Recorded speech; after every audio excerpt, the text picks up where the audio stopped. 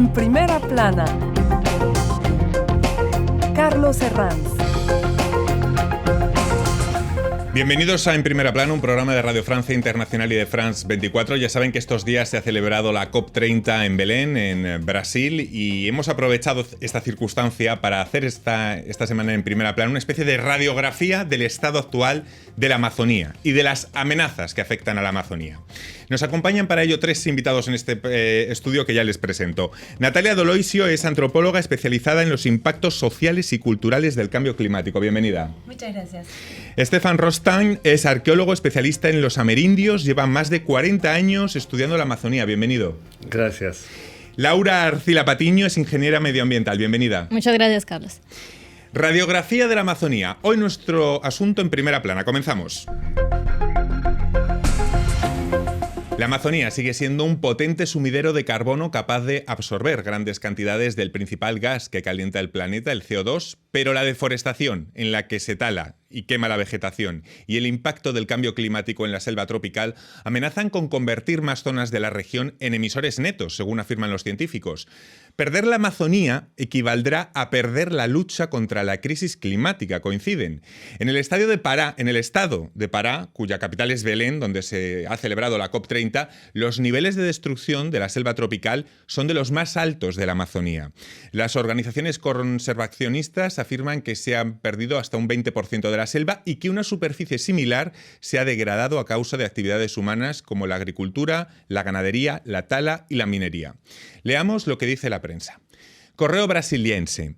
La Cumbre de los Pueblos, que une varias asociaciones de la sociedad civil, critica las falsas soluciones de la COP30. Critican la llamada lógica capitalista. El semanario de la Croix, aquí en Francia, ha hecho el ejercicio de recorrer el Amazonas coincidiendo con la COP, el relato de un viaje de Manaus hasta Belém. Info Amazonía. Petroleras se aprovechan de divisiones internas y asumen el rol del Estado en territorios indígenas de Ecuador. Bueno, quizá lo primero sería, Natalia, ¿cómo definirían el estado actual del pulmón del mundo, en pocas palabras? Creo que estamos en una situación bastante crítica, eso hay que decirlo, pero sin embargo me parece que algo que faltó un poco en la COP es salirse de esta narrativa puramente focalizada en la parte técnica, biofísica del cambio climático, de la deforestación, y pasar también a hablar un poco sobre qué representa la desaparición de ciertos terrenos para los pueblos indígenas, ¿no? Los pueblos indígenas no son solamente personas que han vivido en estas tierras durante miles de años, pero asimismo tienen un conocimiento tradicional muy específico, tienen relaciones, formas de vincularse con los terrenos, con la tierra, que es muy específica. Es decir, que la tierra para ellos representa mucho más que simplemente el lugar donde viven y es también una manera de existir en el mundo. Si pudiéramos hacer una jerarquía, señor Rostan, de todas las amenazas que afectan a la Amazonía ahora mismo, deforestación, incendios, explotación del agro, la criminalidad, de toda esa lista de amenazas, ¿cómo las jerarquizaríamos? Es decir, ¿cuáles son las más acuciantes ahora mismo? El ser humano. El ser humano. Nosotros. El problema es... pero la amenaza fuerte es la deforestación, porque de esta deforestación hay una implicación en otros, como la criminalidad, el problema de la humedad, porque cortando... Desde que yo empecé a trabajar en la Amazonía, hace 40 años, ha desaparecido 12% de la selva. Y esa selva producía humedad que permitía a São Paulo recibir lluvias, lo que se llaman los ríos aéreos. Los ríos aéreos. Que es la respiración de la selva. Y más vamos, creo que hemos pasado el punto de inflexión. De no retorno. De no retorno. Y el año pasado, en 2024, hubo menos incendios, pero más fuegos, más extendidos, porque la selva está seca y no se puede defender contra el fuego. Ya estamos en un punto crítico, hay que hacer algo ahora o nunca. Ingeniera Arcila Patiño, ¿coincide con...? Claro que sí coincide. Agregando que la deforestación, pues, es el principal, pues yo diría que la deforestación es el principal riesgo que tiene en este momento la Amazonía, porque en los últimos años ha incrementado, se dice que hasta 150% la deforestación. Es lo que se pretende también en esta COP30 de avanzar un poquito y de frenar esa deforestación en este territorio, por eso se van a crear como unos fondos llamados como bosques por siempre. Entonces creo que hay que mirar todavía ese punto, la deforestación es el principal. Precisamente la situación creo que es especialmente dura en el estado de Pará, donde está Belén. ¿Por qué allí es más preocupante? Es que en el Pará estamos cerca de Belém, que es una ciudad enorme de más de 1.400.000 habitantes. Hay que saber que la mayoría de los habitantes de la selva hoy en día viven en ciudades, en sitios urbanísticos. Y en Manaus hay 2.400.000 habitantes.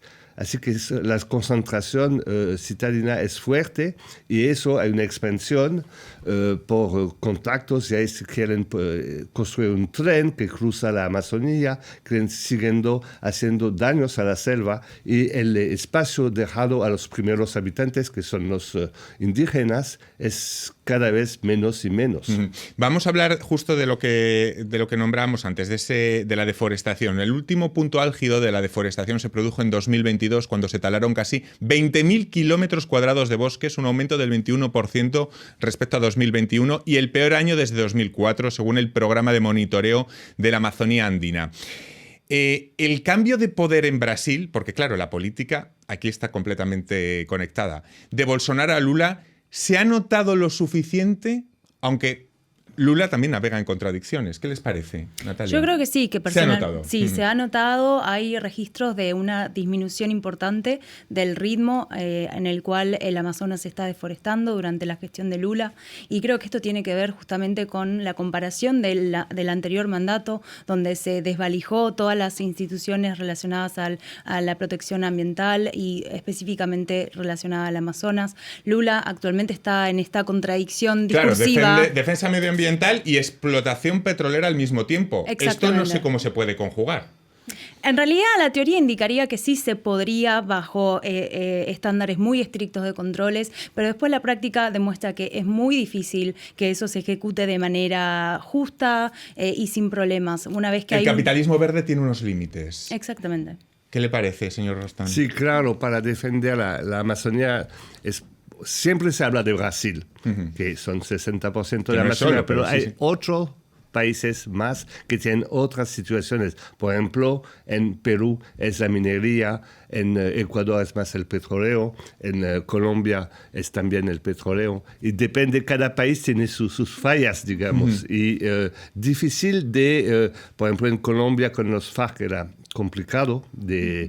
Actualmente en la Guyana francesa hay muchos ilegales que buscan oro y hay muchas operaciones de la policía, pero es como un hongo que se corta el hongo y crece en otro lugar. Es muy difícil. No hay que olvidar que la Amazonía son 7 millones de kilómetros cuadrados. Es un continente verde y muy difícil de manejar como uno solo, ¿no? No sé hasta qué punto son recuperables estos daños que ya sufre la Amazonía. ¿De cuánto tiempo hablaríamos para poder recuperarlos? O como dice el señor Rostand, si ya hemos llegado a un punto de no retorno, de inflexión y de no retorno. Sí, yo diría que realmente territorios ya tan afectados, por ejemplo, con el petróleo, me atrevo a decir que es imposible de que se recuperen. O sea, que vuelvan a tomar el mismo uso que se les ha dado, o sea, el mismo ciclo, que vuelvan al mismo ciclo natural, creo que es imposible porque los daños son muchos, igual que la minería, igual que la deforestación. Lo que hablábamos ahorita de los ríos voladores, pues es que talar unas hectáreas de terreno es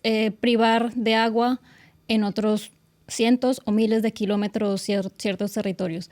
Entonces, pero bueno, estamos diciendo también que con la creación de un ministerio de pueblos indígenas con el gobierno de Lula, damos un pasito adelante, pero también hay que mirar que no nos podemos frenar en otros temas. Como lo han nombrado, vamos a explicar lo de los ríos voladores, porque la alteración de los minisistemas de circulación de humedad, los llamados ríos voladores, es una de las nefastas consecuencias del cambio climático. ¿Cómo puede impactar directamente en la Amazonía? ¿Cómo lo pueden explicar a los oyentes y telespectadores lo que supone esta alteración de los ríos voladores? Yo podría dar una explicación, como que me gusta darla muy desmenuzada. Venga. ¿Qué es los ríos voladores? Porque es lo que todos estamos hablando. Sabemos que la Amazonía es el río más caudaloso del mundo y el más largo, ¿cierto? Entonces la cantidad de agua que tenemos ahí es enorme, ¿sí? Sabiendo eso, pues tablar una cierta cantidad de árboles, es decir, estamos reduciendo hasta 1000 litros de agua que puede botar un árbol, pues expulsar un árbol a la atmósfera diario, ¿cierto? ¿Cómo es este proceso? Pues el árbol absorbe esta agua por sus raíces y la va a generar en el ambiente a través de su follaje, que luego con la acumulación va a crear una especie de nubes, va a crear las nubes con el aire. Y ese es el río volador. Va a transportar esta cantidad de agua, esta masa de agua a otros kilómetros, cientos o miles de kilómetros, a otros bosques, donde va a completar el ciclo en otros árboles. Entonces, talar unas hectáreas de bosque es cortar con ese ciclo. Sebastião Salgado, que desapareció, Sí, el fotógrafo que desapareció, brasileño que desapareció este año, explicaba por qué él ha plantado más de 4 millones de árboles en su hacienda, en fazenda, en Brasil. Y él explicaba que una señora que sale de la ducha con el pelo morado, si no se seca, se quedan horas morados. Pero hombres como él o yo, después de la ducha, si no nos secamos, en 10 minutos está seco. Y es lo mismo con la tierra. Cuando no hay vegetación, se seca la tierra también, porque los árboles funcionan como sistema de humidificación de la tierra, de la cobertura vegetal, pero también del aire y de las nubes. Crea un microclima sobre la selva que es importante en Brasil porque los corrientes van hasta los Andes y bajan hasta São Paulo, y sin la Amazonía, São Paulo es un desierto. Natalia, no sé si quería aportar algo más. No, justamente iba a hablar del efecto de la pérdida de las nubes en el Amazonas, que eso también reduce la cantidad de albedo, entonces eso va a generar que justamente absorba una mayor cantidad de energía solar y eso recalienta aún más este territorio y va retroalimentando este círculo vicioso.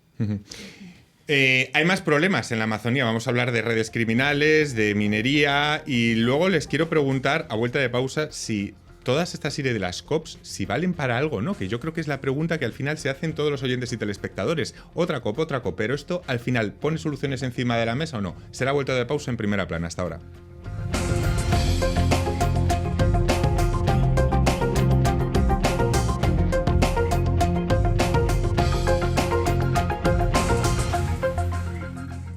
Hola, bienvenidos a Migrantes, el programa semanal de France 24 sobre el éxodo. Los saluda Juliette Riaño. Cada año, miles de personas salen de sus países, buscan un nuevo comienzo, una nueva oportunidad, un mejor futuro.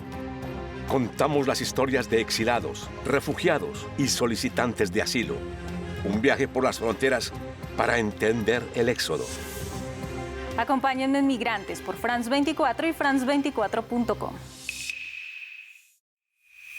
Para estar al día con la actualidad, únase al WhatsApp de France 24. Infórmese en tiempo real, en cualquier momento. La actualidad del día ya está disponible para los miles de seguidores del canal de WhatsApp de France 24 en español. Desde cualquier lugar del mundo, manténgase al día desde su celular con el WhatsApp de France 24. Aprovechando que la COP30 se ha celebrado estos días en Belén, nosotros en Primera Plana esta semana lo que hacemos es una radiografía completa del estado actual de la Amazonía con sus amenazas y lo que supone no solo para la región, sino para todo el planeta. Lo hacemos con el arqueólogo especialista en la Amazonía, Stefan Rostán, con Natalia Doloisio, antropóloga especializada en impactos sociales y culturales, y con la ingeniera medioambiental Laura Arcila Patiño. Antes de la pausa estábamos hablando de esas amenazas, hemos hablado de la deforestación, pero también tenemos que hablar de las redes criminales. La expansión de redes criminales juega en contra de resolver toda esta problemática, imagino, Natalia. Sí, totalmente. Creo que la complejidad alrededor de este tema reside en el hecho de la superficie del Amazonas y sobre todo la cantidad de países involucrados. Y por otra parte también la normativa de cada país. Es decir, que hay tratados y convenios regionales para justamente reducir esta criminalidad, pero resulta muy difícil la ejecución porque cada país en definitiva va a ejecutar las leyes de manera individual y como considere que sea necesario. Claro, y eso implica diferentes tiempos de tratado a nivel judicial, de condenas, etcétera. Entonces, claro, que los políticos admitan que la cooperación internacional entre las bandas del crimen organizado es más fluida que entre los propios gobiernos. Esto es devastador para la Amazonía. La cooperación tiene que está en el centro de todo esto. No sé cómo lo ve, señor Rostam. Sí, pero bueno, cada país tiene su manera de manejar su selva y contradicen de un país al otro. Y se habla de los criminales, también hay criminales en las ciudades que favorecen la muerte de el crimen de los indígenas, de los habitantes, y muchas actividades criminales que en realidad vienen de las ciudades afuera de la Amazonía. No todo está concentrado en la Amazonía. Lo que pasa es que habría que engrasar más esos mecanismos de cooperación como solución al problema, ¿no, Laura? Pues a ver, es que hay que poner en contexto que estamos hablando de una selva densa. Sí, donde puede haber muchas cosas que desde arriba no podemos ver y que no hay como tal unas fronteras entre territorio. El Amazonas es un territorio enorme que no está, digamos, dividido. Acá hay una reja que separa país de otro, entonces no podemos tener como ese control específico de qué se está haciendo en cada territorio del Amazonas, de cada país, de Colombia, de Venezuela, de Brasil. Entonces hablamos hasta de rutas del oro ilegales, que es rutas que vienen de un país a otro y que no hay ninguna frontera ni ningún control. ¿Sí? Para entender esto, yo creo que deberíamos entender bien lo que es el Amazonas en sí. Como el señor Rostam lleva 40 años ya estudiando la Amazonía, le quiero preguntar cuáles son las creencias que tenemos falsas sobre esta selva, completamente falsas, las que más nos hemos forjado que no son como... que han quedado en el imaginario colectivo, pero que... Creo que empezaron cuando Cristóbal Colón llegó en la Amazonía, en el delta del Orinoco, en su tercer viaje, y pensó que llegaba al paraíso terrestre, es decir, una selva salvaje. Y eso es lo que se quedó hasta hoy en día, hasta adentro de la cabeza de algunos científicos, que es una selva donde el ser humano no tiene acción. Y hasta yo estoy combatiendo esa idea, pero es verdad que mucha gente piensa que los habitantes de la Amazonía viven como en tribu, de manera salvaje, que no tienen en realidad está una selva donde creció muchos inventos, la primera cerámica del continente americano, muchas domesticaciones de plantas y hubo hasta ciudades, ciudades de tierra hace 3.000 años en la selva. En realidad estamos solamente descubriendo lo que es realmente la selva amazónica. Son 15% de la biodiversidad mundial que está en la Amazonía. Hay más de 16.000 especies de árboles en la Amazonía. En Francia tenemos 200 especies de árboles. Así que es un tesoro de biodiversidad. No es tanto un pulmón, es una biodiversidad fuerte que sabemos hoy en día la biodiversidad es indispensable a un buen vivir del globo, ¿no? Hay un estallido de protesta indígena en Belém porque... dicen ellos, estamos excluidos de la COP30. ¿Por qué los defensores y los principales conocedores de la selva son los excluidos de una COP que Lula impulsaba con el reclamo amazónico, precisamente? ¿Por qué? Creo que es parte de esta lucha con los poderes económicos y los intereses económicos. Creo que justamente los pueblos originarios forman parte de un grupo que lleva ideales económicos también, que atentan justamente contra el modelo económico propuesto por el agrobusiness. Entonces eso para mí es como la razón En la principal. COP de París hace 10 años, Sí. yo propuse de invitar tal vez más habitantes de los trópicos, porque había solamente especialistas europeos, occidentales, y los indígenas no estaban. Ahora hay indígenas, pero no participan a las decisiones. Y lo que ha crecido es el número de lobistas. Sí, que son mayoristas en las decisiones, y así que los habitantes, que son los primeros actores de salvar la tierra, la selva, no son invitados a las decisiones. Creo que tengo duda si fue una buena idea de utilizar como mascota un monstruo de la selva que se llama el curupira, que tiene los pies al revés. Porque de ley camina al revés, retrocede y no avanza. Así como símbolo de una COP, no sé si es una Está buena bien visto, idea. claro, porque además son ellos los que están en primera línea visualizando las consecuencias del cambio climático y parece contradictorio excluirlos. Laura. Sí, yo aquí quisiera decir una frase que leí en estos días. Sí. Héctor Abad Faciolince, un escritor colombiano, en su último libro dice: no es la geopolítica, no es la ideología, son las personas las que nos enseñan a querer y a darles un rostro y una identidad a las naciones. Bueno, esto nos dice mucho de lo que está pasando en este momento en esta COP, que son las comunidades las que están ahorita alzando la voz y haciéndose ver, porque son ellas las que de humano a humano nos están transmitiendo por qué es importante este territorio, porque ellos lo viven de una manera, como decía ahora Natalia, ellos lo viven de una manera distinta como nosotros lo vemos. Nosotros lo vemos como unos recursos hídricos, biológicos, un montón de recursos podemos ver ahí, pero ellos lo ven como su propio cuerpo. Natalia, el hecho de que estos defensores de la Amazonía hayan protestado efusivamente, que se les haya visto en la COP casi como lo más remarcable estos días, podríamos decir, es al menos importante, digamos, el espacio mediático que por lo menos sí que han tenido, sí que estamos hablando de ello. Sí, sin dudas han tenido un rol mucho más importante que en las COPs precedentes. Por ejemplo, han formado el programa Kuntari Katu, en el cual básicamente se han formado a distintos líderes indígenas, se los ha formado en temáticas como diplomacia, se les ha enseñado inglés para que puedan comunicarse, pero el problema es que han sido invitados al sector azul, pero no han podido tomar decisiones, con lo cual el rol sigue siendo muy de visitante. Entonces, yo creo que ahí radica el problema, que sí, se les ha dado más importancia, pero de manera limitada. O sea, sí que han tenido ese espacio mediático que por las protestas, pero en la toma de decisiones ahí está el freno, ¿no, señor Rostan? Ahí está el freno para ellos. Sí, claro, porque no alcanzan a defender sus opiniones. Creo que la COP en general vale, pero no sirve. O no sirve como lo esperamos.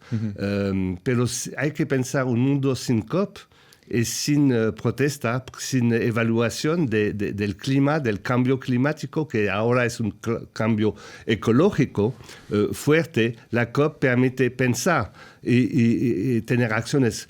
Uno de los primeros efectos de la COP, creo, desde que empezó, es de convencer al mundo entero que hay un cambio climático.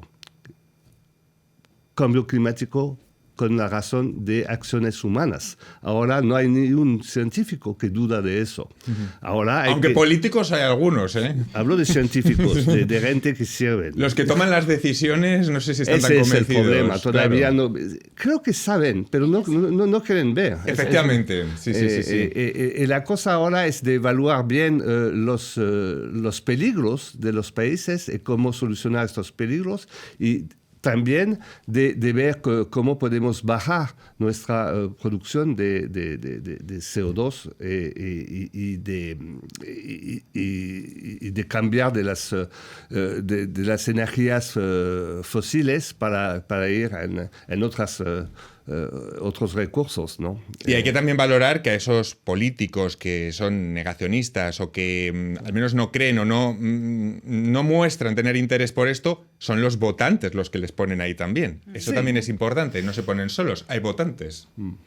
No sé, lo comentaba el señor Rostand, que había sacado el tema de la utilidad de las COP, porque esta pregunta se la hacen muchísimo los telespectadores y los oyentes tanto de Radio Francia como de France 24. ¿Sirven las COPs? Es decir, ¿es verdad esa sensación que tenemos a veces un poco de simplemente estamos dando vueltas a una ruleta rusa donde siempre caemos en promesas que luego no se cumplen? ¿Eso es tanto así o no, Laura? Pues... ¿Sirven las COPs para algo realmente? Es que si no se habla, entonces, ¿cómo vamos a solucionar? O sea, yo creo que hay que poner en la mesa en qué va cada país, qué es lo que se está haciendo después del Acuerdo de París, qué se está haciendo en cada país, qué se mejoró, qué está dispuesto también a cambiar. Entonces, decir que no sirven es, yo creo que sería el panorama perfecto para los que dicen que el cambio climático no existe, pero no es que no exista, sino que pues, no quieren hacerse responsable de lo que están dañando. Pero entonces para mí sí es algo que es importante, que se debe de poner pues como un límite y unos acuerdos más fijos y más estrictos, porque pues, estamos en un punto de no retorno. ¿Sirven las COPs o no? Yo creo que sí, que son espacios internacionales muy importantes y necesarios, porque hay que pensar que hay un cambio muy profundo y mucho más invisible de lo que uno se da cuenta, que es también la descolonización, ¿no? De la mentalidad, en el sentido de que estos espacios, como decía mi colega, tradicionalmente estaban ocupados por investigadores, por autoridades occidentales, y de a poco creo que se va viendo un cambio, una transición en que los países del sur empiezan a tener más peso en la toma de decisiones, así como también los pueblos indígenas, pero muy de a poco y bueno, va a llevar tiempo. Del papel de los pueblos indígenas en la COP. Los pueblos originarios reivindican otro modelo de desarrollo más allá de los monocultivos de soja y de carne que han arrasado la Amazonía. Pero ¿esto es posible? Sí, por supuesto. Posible es. Esto, desincentivar esa idea es también contraproducente, ¿no? Que todos nos convenzamos de ese determinismo fatalista, de no se puede hacer nada. Sí, claro que se puede hacer cosas. Y la prueba son 13.000 años de ocupación de la Amazonía por los indígenas que nunca cultivaron una sola especie, pero una diversidad. Hay pequeñas chacras con más de 60 especies diferentes. La biodiversidad de la selva se reproduce en la agricultura. Y eso es importante. Cultivar varias especies que se ayudan entre ellas. Es una conexión entre todas esas especies. Y los indígenas han comprobado que es posible vivir en la selva muy bien. Como he dicho, hay ciudades, hubo ciudades en la selva, o ciudades indígenas de hace 3.000 años que vivían muy bien, producían para miles de habitantes sin problema por ese uso razonable de la selva. Nosotros no somos razonables, somos como niños caídos en la mermelada y comemos la selva sin reemplazar o favorecer la resiliencia de la selva. Lo que hacen los indígenas. Siempre es posible de cambiar. Pues nos vamos a quedar con esa idea, me quedo sin tiempo para más. Siempre es posible cambiar, no hay que adherirse al fatalismo determinista. Muy importante que nos quedemos con esa idea. Muchísimas gracias a los tres, a todos ustedes. Hasta la próxima semana aquí en Primera Plana. Gracias.